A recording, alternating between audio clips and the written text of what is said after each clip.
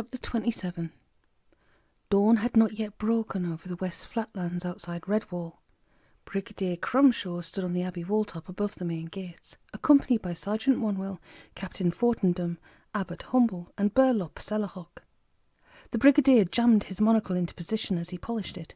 Peering out impatiently over the darkened plain, he muttered aloud, "Confound the rotters! You know, it wouldn't surprise me at all if their belly nerve failed them and they didn't turn up, eh, Sergeant? What? Onewell screwed his eyes up, trying to catch a glimpse of the foe. Might be as you say, sir.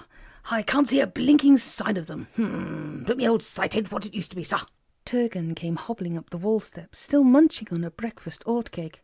"Rarach! This bird will see what you cannot." With a hop and a skip, he leapt into a space between the battlements. His keen gaze swept the area. Then he nodded knowingly. "This bird has sighted vermin." Crumshaw glared at the goshawk. "Where away, friend?" Turgan indicated with the talon. "Gra! See, what? 2 arrow flights to the north. The vermin make fire over yonder. Look!" Burlop turned his attention to the pale flicker which showed to the northwest.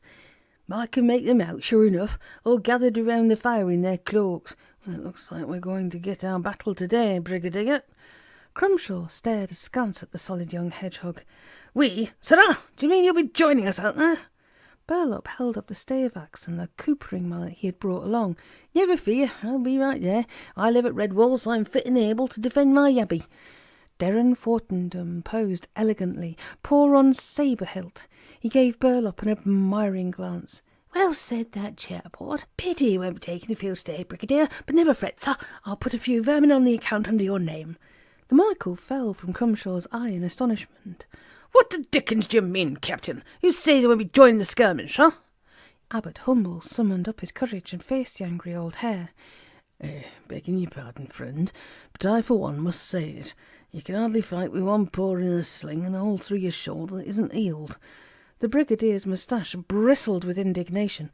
"Pish tush, father! 'Tis me duty. I've got to go. What? Turgan attempted to flap his bandaged and splintered wing.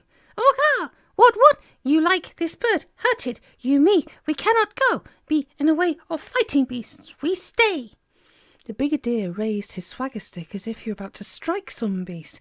He vented his fury on them. "Never! I say never! Yeah, my orders are orders round here. I say I go, and by the cringe I shall go." Onewell attempted to placate him. "Begging your pardon, sir, but you'll be far better off up here with the Father Abbot. You ain't in no fit state to fight, sir, if you forgive me saying." Crumshaw rounded on him. "No, I will not forgive you saying. Sergeant, one more word from you and I'll slap you on a flaming charge." Onewell turned away, shrugging his shoulders. "Is that your last word, Brigadier, sir?" Crumshaw stuck his chin out defiantly.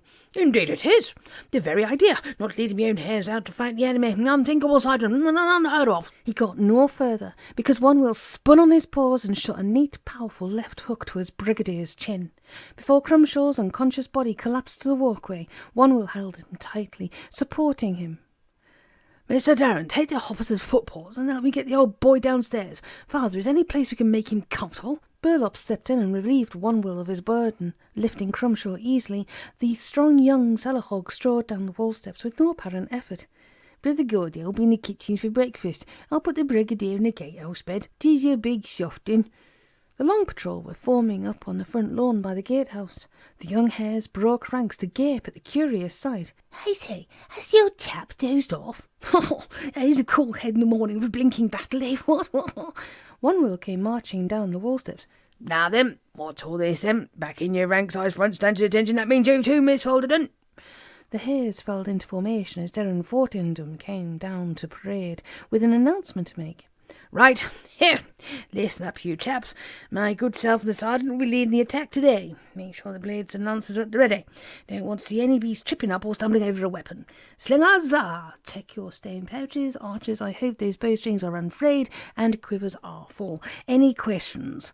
Flumity piped up. "Is it Brigadier ill, sir?" The captain thought up and answered quickly. No, actually his wound was bothering him. He had a bad night, so he's gone off to catch a little sleep." The hare maid fluttered her long, dark eyelashes. Yeah, I had a bad night too, Captain. That folder done. She was snoring like a bucket of frogs. Get me jolly well awake. Can I get back to Dormitory and catch a little sleep too?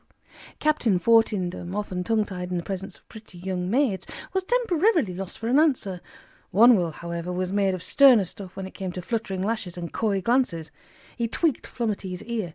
Now then, me blushing beauty, you can see when you battered a few of those vermin flat with those eyelashes. But if you pout any more, you'll have them dancing on that razor-red bottom lip of yours. Straighten your face, miss. Daybreak was soon upon them, with the rising sun warming their backs. The warriors came out of the front gates, marching in double file. Burlop halted out on the path. Turning, he waved up to Humble on the ramparts. "Say the gates are shut tight, father, and keep every beast indoors until this is over. We don't want them straying out onto the wall and risking any harm." The abbot smiled down at his young protege. "I will, Brother Burlop. Watch yourself out there. Pay to the officer's orders.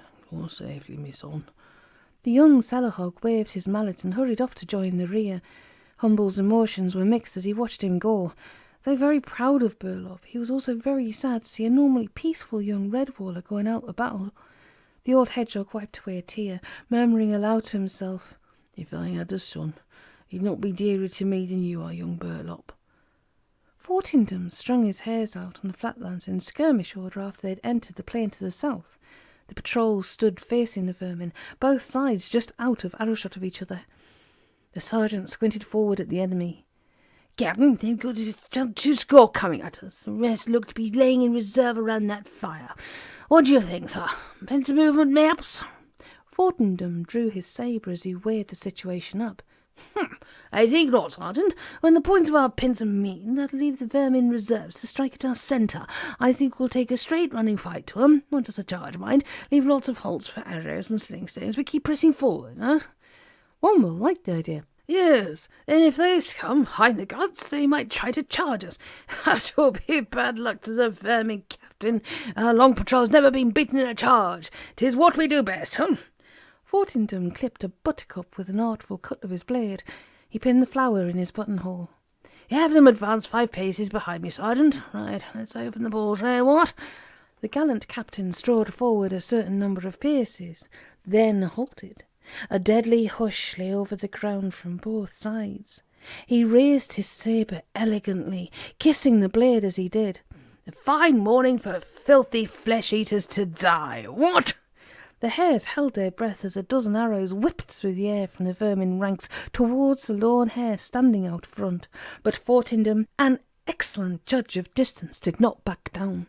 As the arrows thudded into the earth, a mere pace short of his footpaws, he rapped out sharply, "Longbows, fire! Slingers, stand ready!" The wrong patrol used much larger bows than the vermin archers. 10 hares had been waiting with long ashwood shafts fitted to their tall yew bows. They let fly, angling the bows slightly upwards. The arrows buzzed through the sunlit morn like angry bees as the air played through their grey gull-feather flights. The vermin archers fell back fast, but 4 of their number were not fast enough, and the shafts found them. Then the battle began in earnest. Whirling their slings, the hare-throwers ran out beyond the archers. They cast off their stones as the war-cries thundered forth. "Give them blood and vinegar!" The vermin archers regrouped and fired. 2 hares went down. "Gulo, Gulo, kill, kill, kill!" The vermin slingers came forward slowly, with the spear, sword and axe carriers following as the slingers cast their stones. The hare archers began firing on the run, the slingers advancing too. Still out front, Fortindom levelled his fearsome sabre-blade straight at the foe, shouting, "Forward the patrol! Charge!" Burlop Cellarhog found himself plunging forward with the long patrol warriors. Brandishing both axe and mallet, he roared out blood-curdling war-cries with the best of his comrades. Filled with an exultation he had never known, the young Cellarhog covered the ground just as swiftly as the fleet-pawed hares. But there was no crash of conflict as both sides met. Splitting into 2 groups, the vermin veered off into 2 directions. Burlop was level with Captain Fortindom as they sped forward, heading straight for the smaller group of reserve fighters round the fire. 2 unsuspecting ermine were facing the front-runners. Fortindom's sabre flashed like summer lightning, decapitating one. The other dithered for a brief moment, his eyes searching out any avenue of escape before meeting those of Burlop in a fleeting glance. Then the Cellarhog's heavy coopering mallet cracked down on the ermine's skull, slaying him instantly. Fortington whirled, slashing with his lethal blade at the cloaked figures around the fire. He ground to a halt as the vermin crumpled and collapsed around him. The captain's sabre sliced through another spear haft, which had been propped upright beneath a cloak. He howled furiously, "Decoys! They're only decoys, set up to fool us, with a couple of real ones to bait the trap!" Hurtling across to where Burlap was sitting next to the ermine he'd dispatched, Fortington cursed, "Hell's teeth of blood and fire! Decoys!" Then he shouted to the hares who were pursuing the fleeing vermin, "Run 'em down, me buckos! No surrender, no quarter! Run the scum into the ground! Take no prisoners!" With dust spurting from his footpaws and bloodlight shining in his eyes, Fortington thundered off in search of prey. Burlap was in no state to heed the fray. He sat, motionless at first, staring at the creature he had slain.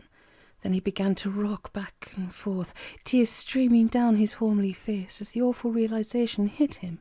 He sobbed brokenly. "I'm sorry. I never meant to kill you.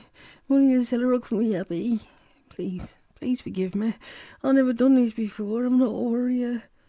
But the sightless eyes of the dead ermine were turned up to the high bright sun, as if ignoring his killer's pleas. Axe and mallet fell unheeded from Burlap's paws.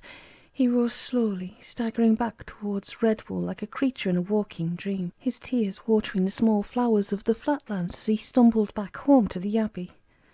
Throughout all the commotion, a pair of grappling hooks clanged over the battlements at the east wall. They grated upon the red sandstone, taking the strain as 8 white foxes scaled the rope ladder which was attached to the grapnels. Frita the vixen was the first over the wall top. She helped the others up, reminding them of their mission. "Rugglefan, get down below and open that little boat gate. You know what you must do." Rogul drew his curved sword.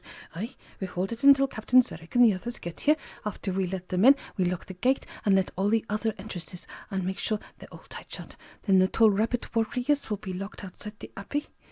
Gazing from the wall top at the deserted grounds inside the outer wall, Frita squirmed with delight. "Who but a vixen could think of such a plan? Look you at this place. It's a paradise." Fawn strung an arrow to his bow, grinning wolfishly. "Aye, and the peaceful too. All the creatures who are not warriors must be hiding inside the big house." A tall, gaunt fox gazed hungrily at the Abbey building. "Methinks 'tis like a great meat store." Frita pointed her blade at him meaningly. "Thy life will be short if you touch them before Zerek arrives and this place is secure. We will need captives to show us about this wondrous place. They can tell us where all the treasures are hidden. We will make them talk." She licked her blade before adding, "One way or another, follow me and heed my orders. We will find a way into the big house." In the second-floor dormitories, Redwalls crowded the west windows, watching the fight out on the flatlands. The otter-maid Brookie shaded her eyes. "It's a bit far out to see him properly, Armel. What a shame. I was enjoying seeing these others are getting their comeuppance. Where are they now? Can anybody see?" The goshawk stood on a sill, his keen eyes missing little. "Rah, rah! They scatter like flies, but our warriors are after them. Now the vermin run back to the woodland."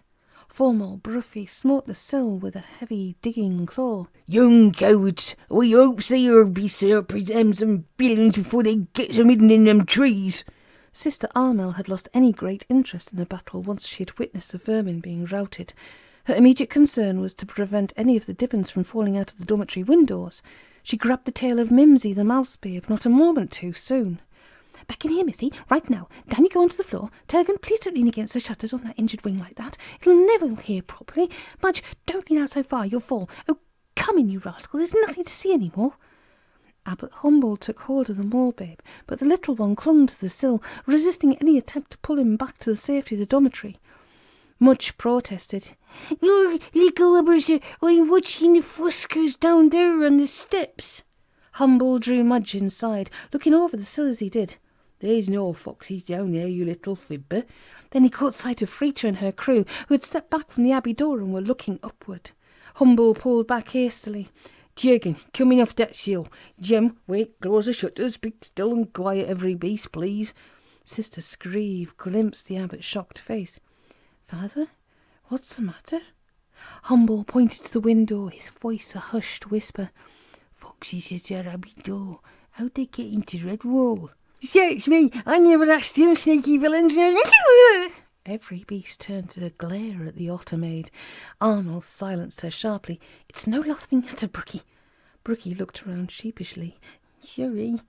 Brother Gordale turned to Humble. What Hughie do, further? The abbot sat down on the bed. Yeah. Give me a moment, will you? Let me think.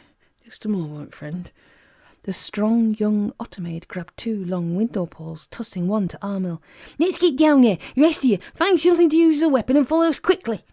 Frita banged on the abbey door with her sword hilt. Another fox placed his mouth to the crack of the door jamb and called aloud, "We have seen you. Open this door or 'twill go badly with you." There was no answer. Frita instructed the 2 other foxes. "Climb up one of those ledges to the right, have a look through those slung-coloured windows and tell me what you see." The one fox, by climbing onto the shoulders of the other, was able to reach the sill, then easily scrabbled up over the smooth stone. He spat on the window pane, then began rubbing at it with his paw. Armel and Brookie were crossing Great Hall when the ottermaid, detecting a squeaky noise from the window, spotted the fox peering in through a section of amber-coloured glass. Holding the brass-hooked window pole low, she whispered to her friend, "Go and see what you want. Don't look at me. Go." Once she reached the window, Armel mouthed a question to the fox on the other side of the glass. "What do you want?" She had to repeat the question before the intruder understood. Pointing to his open mouth and grinning wickedly, he pantomimed an eating gesture, clearly indicating Armel as his desired meal. She smiled back at him, mouthing in reply, "You want to eat me?" The white fox nodded. Walking out of his view, Brookie stole along the wall beneath the window until she reached a bench nearby. The fox was still mimicking the act of eating, licking his lips and showing his teeth, when Brookie jumped upon the bench. The large, solid ottermaid slammed the window pole hard at the stained glass section, smashing it through the window on the fox's fangs at the same time. He fell backward with a gurgling scream. Frita and the others came running. She grabbed hold of the injured one, heaving him upright and shaking him as she grated angrily. "What happened? Who did this? Speak full!" The fox tried to mumble something, but his mouth was too badly injured. Blood spattered the vixen's face. Repulsed, she pushed him away before turning upon his companion. "Why weren't you up there too, Mudbrain?" he protested. "There was no room for us to. I was holding his paws lest he fell." Frita ducked sideways, narrowly missing 2 window poles, which instead thudded down so hard on the fox's head that he collapsed to the ground unconscious. The vixen managed to grab the end of one pole. Tugging it, she yelled at the other foxes, "Do something! Shoot arrows through that broken window!" The vermin whirled about, just in time to see Brigadier Crumshaw emerging from the gatehouse, making a lone charge across the lawns towards them. The old hare was waving his swagger stick, running right for the foxes. Frita snapped an order at the 3 vermin who had already notched shafts to their bowstrings. "Stop him! Fire!" One arrow went wide of its mark, but the other 2 struck Crumshaw. Amazingly, he carried on with his headlong charge, still waving his stick and roaring, "Give him blood and vinegar!" Frita was backed up against the abbey wall as a brigadier bulled his way through to her. She slashed at his face with her sickle-curved sword. Crumshaw was injured a second time, but he was unstoppable. Struggling to gain control over the weapon, he had seized the sword by the blade, which resulted in deep cuts to his paws. Despite the brigadier's pain, in one last desperate effort, he turned the blade until its point was against the vixen's neck, hurling his full weight onto it. They fell to the ground together, locked in a death hold. Frita stared at him disbelievingly and gave a dying gurgle. The brigadier slumped forward, his mouth against the dead fox's ear, as he gasped his last words. "Forward, the buffs. What?